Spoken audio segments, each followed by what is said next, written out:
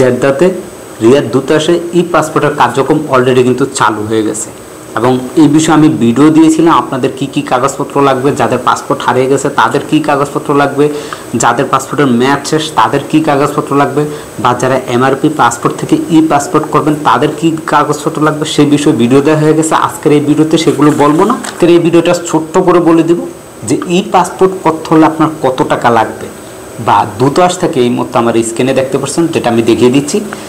ই passport করার জন্য প্রবাসীদেরকে যত টাকা খরচ করতে হবে অর্থাৎ যত রিয়াল তাদের দিতে হবে, দেখেন সাধারণ আবেদনকারী তাদের দরকার একবারে কর্নারে দেখেন স্ক্যানের যে শিক্ষার্থী এবং শ্রমিক, আমরা হচ্ছে শ্রমিক, শিক্ষার্থী এবং শ্রমিকদের জন্য যে রেটটা দেওয়া হয়েছে 48 পাতার পাসপোর্ট যদি করেন 5 বছরের জন্য, সেক্ষেত্রে আপনাকে নর্মাল আপনি আজকে জমা দিবেন, ওই যে দূতাবাসের যে সিস্টেম 3 মাস লাগে যায় আসতে 125 রিয়াল লাগবে। আর যদি আপনি জরুরি ভিত্তিতে নিতে চান সেক্ষেত্রে আপনাকে 190 রিয়াল দিতে হবে ই পাসপোর্টের জন্য।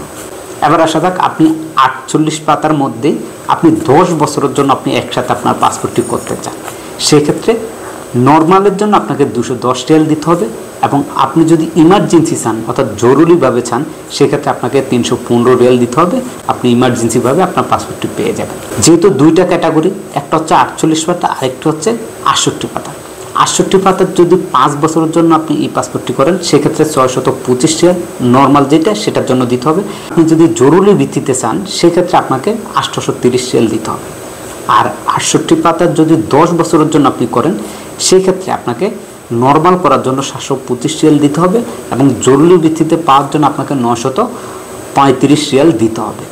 এখন কথা হচ্ছে আমাদের যারা প্রবাসীরা আছি আমাদের 68 পাতার দরকার নেই, আমাদের 48 পাতা যেটা আছে এইটাই প্রয়োজন।